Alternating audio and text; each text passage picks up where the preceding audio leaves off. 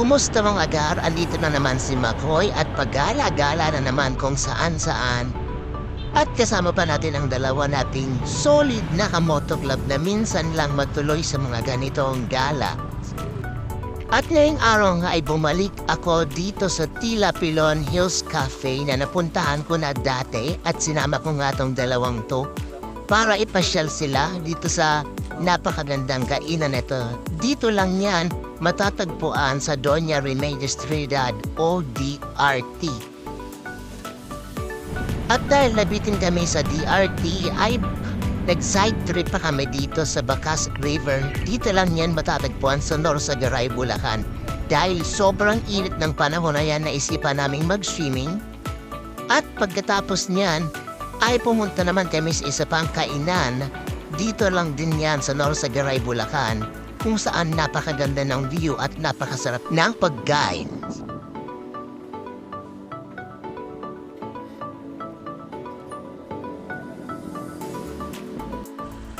At dito na nga magsisimula ang ating biyahe. Mag-aalas 6 ng umaga nung ako'y umalis sa aming bahay. Sa gate ng subdivision ay inaantay ako ng isa nating kasama, si Denver, para puntahan naman namin ang isa pa naming kasama ng si Da. At dito, pakinggan nyo, sobrang dami niyang kwento. Ay!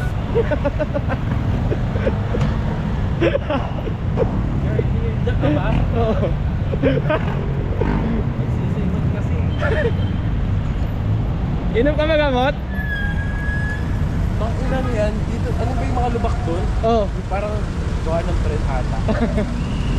Sila, hindi ko nakita. Meron palang phone sa harap ko. Oo. Buti nila kakapit tong ABS ang puta na pahintuan dito. Gago, madami dyan. Hindi na yan, mamamatay ako. Andun na si Da eh. Ano si Da? Sa tungko. At pagkatapos nga magkwento ni Denver ng kanyang life and death situation, ay dumiretso na kami sa San Jose del Monte kung saan susunduin naman namin isa pa naming kasama na si Da sa SM San Jose del Monte. Pero kung sino pa yung pinakamalapit, di kami nagkamali, siya pa yung pinaka-late na dumating. Who's that Pokemon? Kung sino pang taga dito, siya pa ang late. Papagas pa yan, oh. Oh, ayun. Taga dito naman siya. Nagpagas pa nga.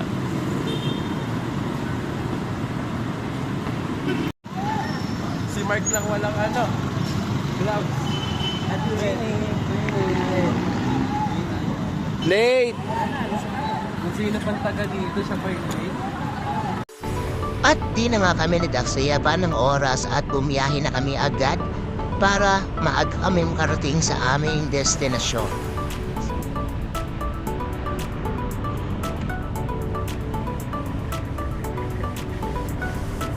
Dahil maaga nga kaming umalis at sa part na to ng Bulacan ay wala masyadong traffic, ay nakarating kami agad sa Angat, Bulacan. At nag-stop over muna kami dito sa may Pugpog Highlands para mag-video dahil sobrang ganda ng view. Tingnan nyo guys.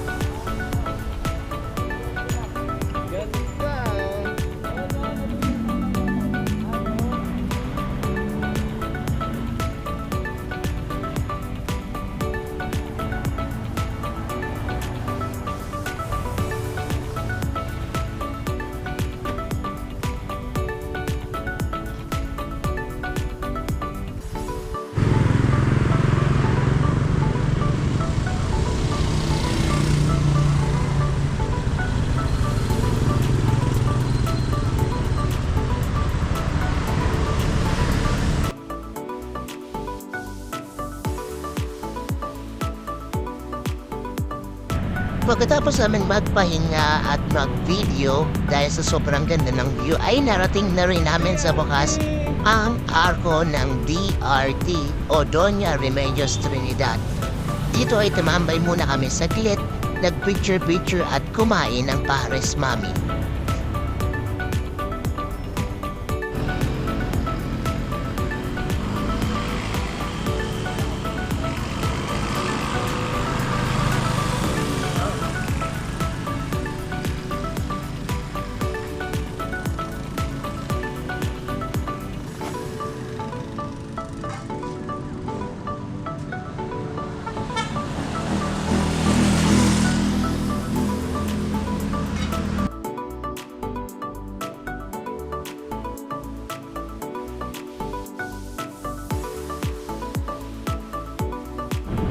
Pagkatapos magpahinga ay bakbakan na naman. Sobrang ganda ng kalsada dito sa DRT.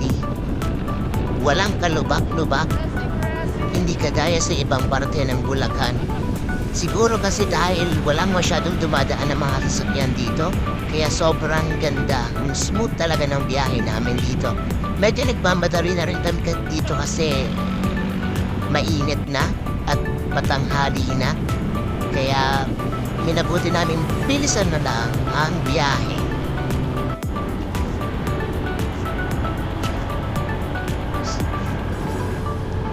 Ang kulit ng dalawang kasama ko sa likod akala mo talaga hindi natutulog sa office. Pag sa mga galaan tulad ito, buhay na buhay ang mga dugo. Pag nasa office, ayaw ko na lang mag-talk. Laging mga tulog.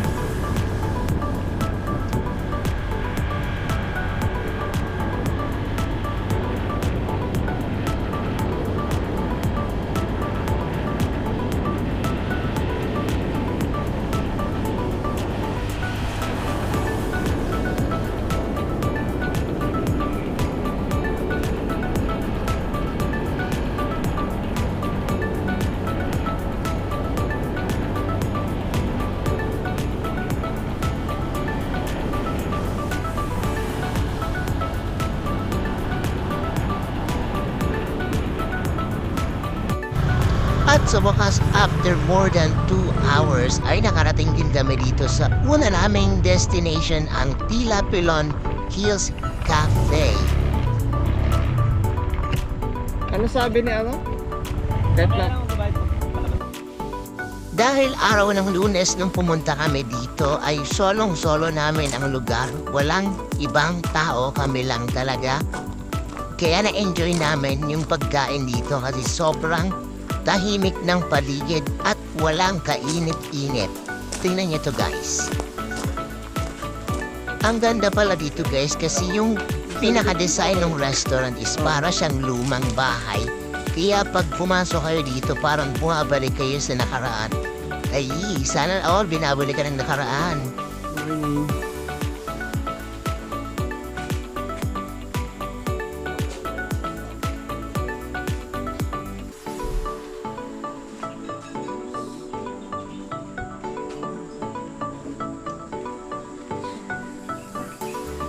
Saan sila?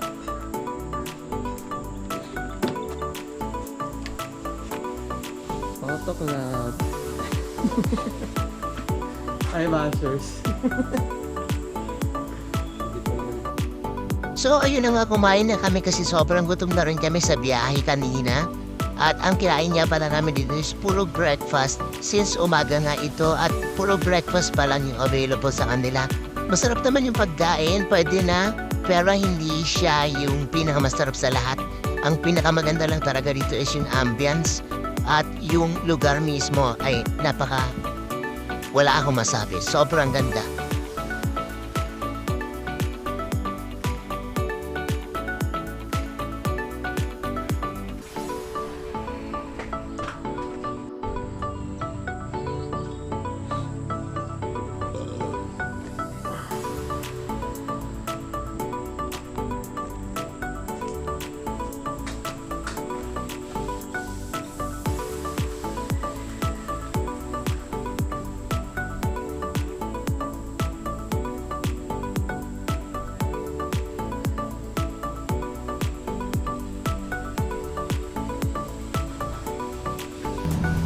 At pagkatapos na namin magpakabusog sa Tila Pilon Hills Cafe, ay napag-desisyon na namin bumalik. Pero hindi pa kami uuwi dahil pupunta pa kami dito sa Bacas River sa Norsagaray, Bulacan. Wala naman talaga sa plano namin to pero dahil sobrang init ng panahon na yan, ay parang ginusto naming maligo at naghanap nga kami ng pwedeng mapagliguan. Dahil nga itong isa namin kasama na si Da ay taga Norsagaray, Bulacan, dito niya kami dinala sa Bacas River kung saan solong-solo lang naman namin yung lugar kasi nga Lunes itong araw na to. Iba ano? Oh, pero meron pa dun eh. Kaya pala guys, kung balak niyo pumunta dito, ihanda niyo yung mga motor ninyo kasi sobrang rough road ang dadaanan ninyo. Hindi yan, di naman tayo magsiswimming. May policy nga pala sila dito na no cottage, no swimming, 400 pesos ang bayad. Pero 200 lang binayad namin kasi sabi namin, 1 oras lang naman kami mag-stay dito. Yes, we're here. Side trip. Tayo na, ang lakas at tama, DRT tapos bakas. Kumain naman ba sa diyan? Kumain lang, di pa masarap. Dumi pa nung kasama namin. Kumain lang, hindi masarap. Meron din naman sa bahay nun. Nagtap si ni Vivian na lang sana tayo. Mas masarap pa. Sa QC pa. Saan tayo? Tara lang.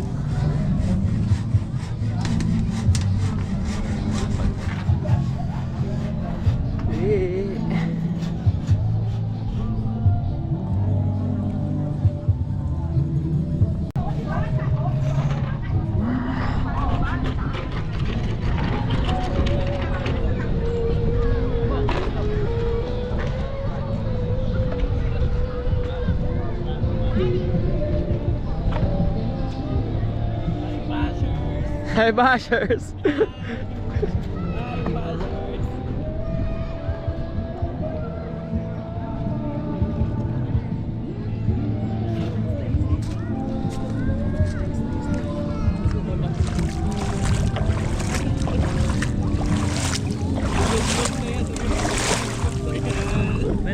Pwede naman to.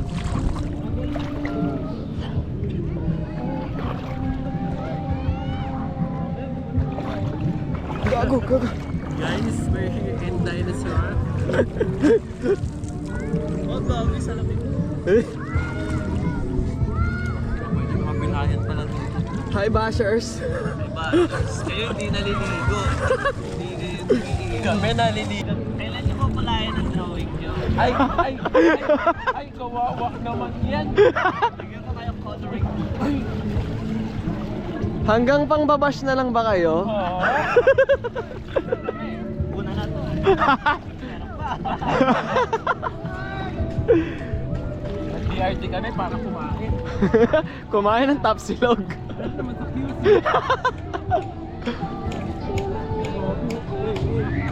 Eh.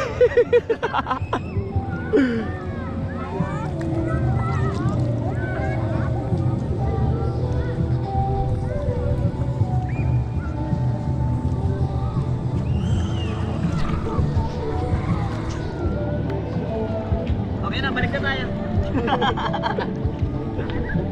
Balik na dito sa lamig. Ay! Bato, no?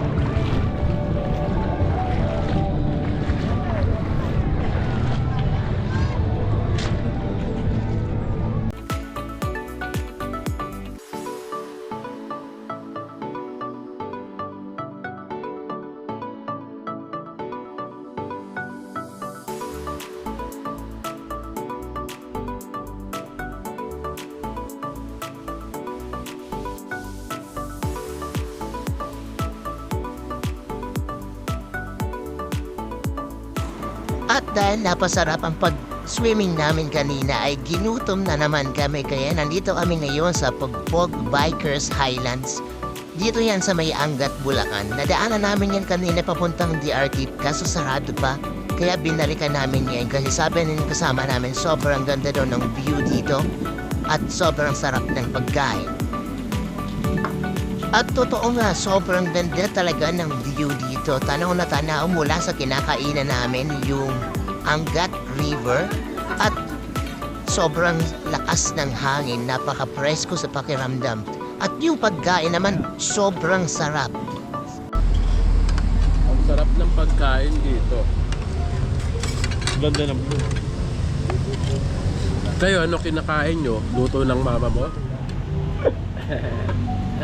Ano nakikita nyo? Kisame ng bahay nyo? Kami ang ganda ng view. Ang pangit na nakaharap ko si Ingi. Pero okay na yan. No, guys, tignan nyo. Sana mag-ano din sila, mag-outing din sila. Ay, hindi niya kaya yun. Wala. Di nila kaya ng walang mga lalaki kasi. True. Gusto ko makaramdam ng inggit naman sa sarili. Yung iinggitin nila ako. Gusto ko tayo naman mambas, no? Hindi ako nang babas eh. Kasi hindi naman nangyayari. At ayun na nga, isa na namang solid ride ang natapos ngayong araw na ito. Sulit na sulit yung pagod. Nakapag-drawing na rin ba kayo? Ano pang hinihintay ninyo? Ulain nyo na yan. O paano ba yan? Hanggang dito na lang muna tayo. Don't forget to like, follow, and share. Thank you for watching guys. Bye!